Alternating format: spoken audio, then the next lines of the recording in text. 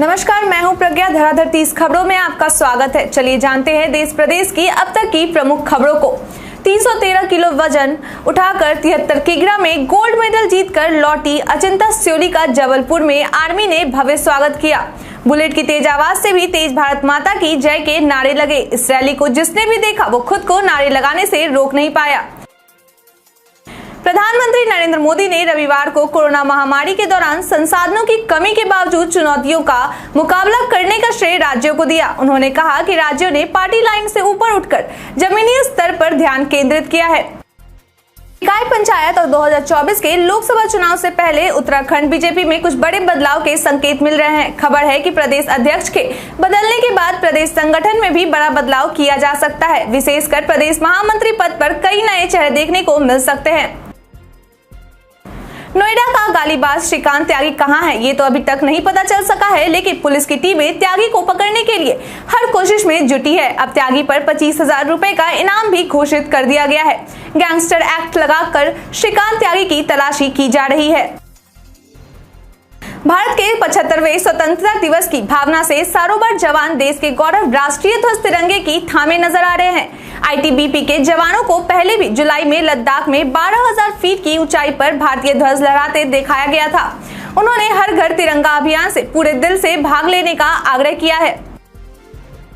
भाजपा के कई दिग्गज नेता बिहार से दिल्ली के लिए रवाना हो चुके हैं। बीजेपी के वरिष्ठ नेता और उद्योग मंत्री शाहनवाज हुसैन, मंत्री नितिन नवीन, रविशंकर प्रसाद, सतीश चंद्र दुबे आदि शामिल हैं। वहीं जेडीयू ने अपने सांसदों को दिल्ली से पटना आने का निर्देश जारी किया है। नेशनल टेस्टिंग एजेंसी ने सोमवार 8 अगस्त को जेईई के दूसरे सत्र का रिजल्ट भी घोषित कर दिया। जेईई के दूसरे सत्र में 24 छात्रों ने 100% अंक हासिल किए। इससे पहले पिछले महीने जारी किए गए जेईई के पहले सत्र में कुल 14 छात्रों ने 100% अंक हासिल किए थे। जेईई के पहले और दूसरे सत्र में कुल मिलाकर 9 लाख से अधिक छात्र शामिल हुए थे।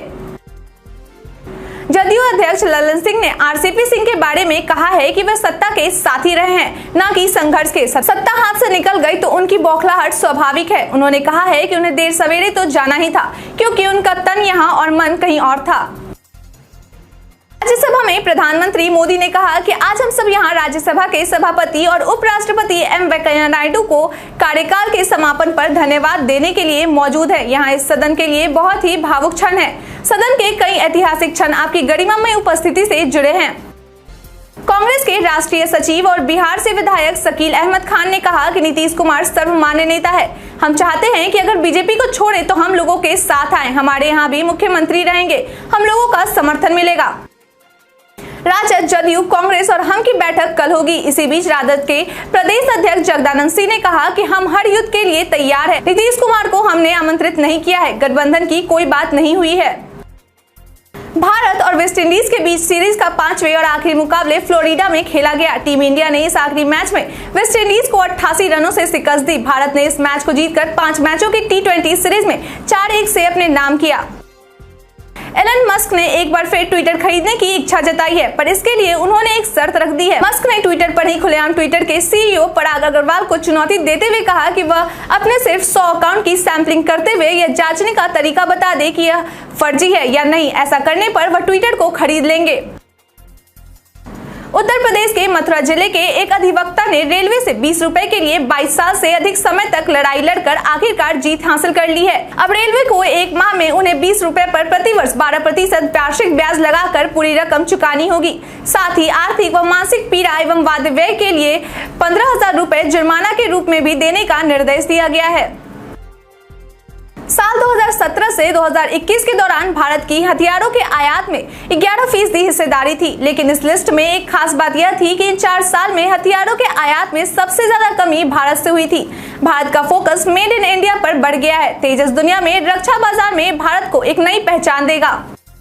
वेस्ट इंडीज के पूर्व क्रिकेटर ब्रायन लारा ने कहा कि वह अविश्वसनीय खिलाड़ी है। मुझे लगता है सालों से टीम इंडिया में काफी एग्रेसिव खिलाड़ी हुए हैं और रोहित जबरदस्त खिलाड़ी है। रोहित की कप्तानी में भारत ने वेस्ट इंडीज के खिलाफ 5 मैचों की T20 इंटरनेशनल सीरीज 4-1 से अपने नाम की।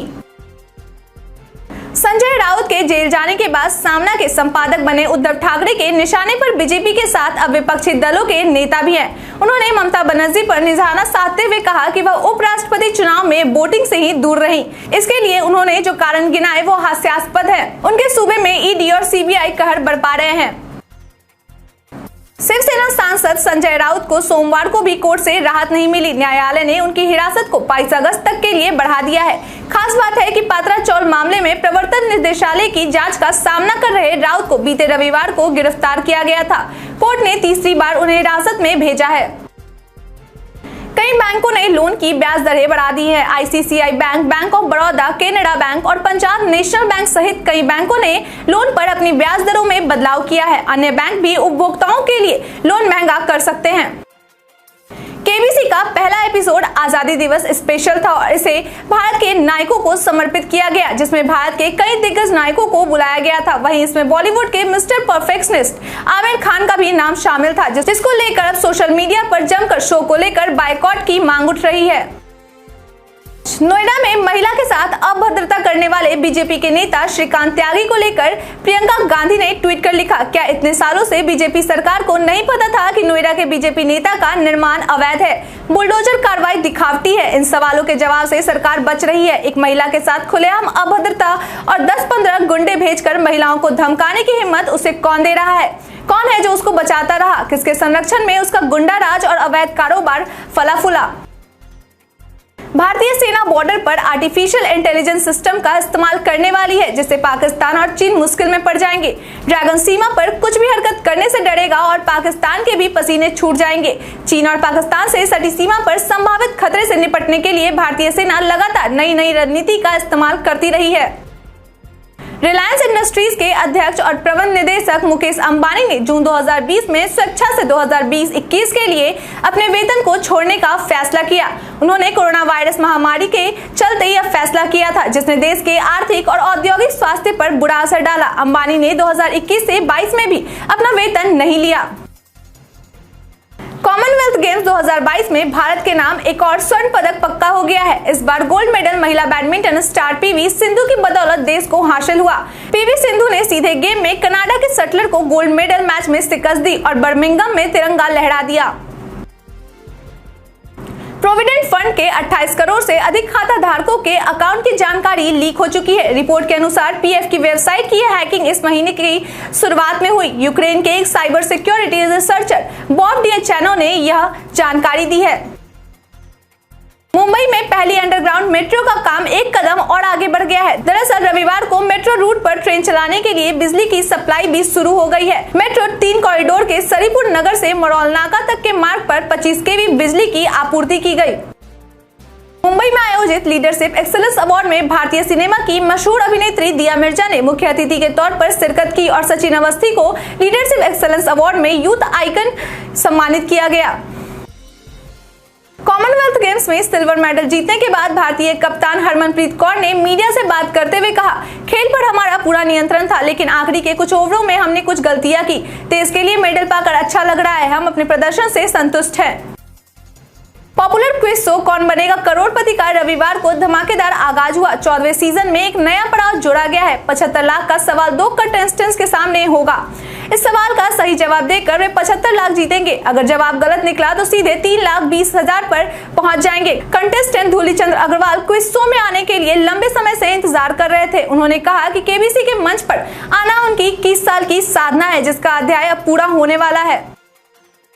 एप्पल अपने अपकमिंग स्मार्टफोन आईफोन 14 को भारत में मैन्युफैक्चर की तैयारी कर रहा है। एक रिपोर्ट के अनुसार आईफोन 14 की मैन्युफैक्चरिंग भारत से की जाएगी। साथ ही भारत से ही पूरी दुनिया में इसकी शिपिंग भी होगी। भारत और चीन संयुक्त रूप से आईफोन को शिपमेंट करेंगे। बीते दिन हमारे द्वारा पूछे गए सवाल का आप लोगों में से बहुत लोगों ने अपना जवाब हमारे कमेंट सेक्शन में लिख कर दिया था। जिन्होंने भी हमारे द्वारा पूछे गए सवाल का जवाब दिया है उनके नाम है एस निशा, दीपक कुमार, राजकुमार प्रसाद, जितेंद्र ठाकुर, अवधेश राज और नुनू कुमार। इसके साथ ही बढ़ते हैं आज के सवाल की ओर। आज का सवाल है कि कॉमनवेल्थ गेम्स 2022 में अंशिता सेवली और पीवी सिंधु द्वारा भारत को गोल्ड मेडल दिलाने पर आप उन्हें क्या शुभकामना संदेश देना चाहेंगे? आप अपने जवाब हमारे कमेंट बॉक्स में लिख कर दे सकते हैं। आज के लिए इतना ही, धन्यवाद।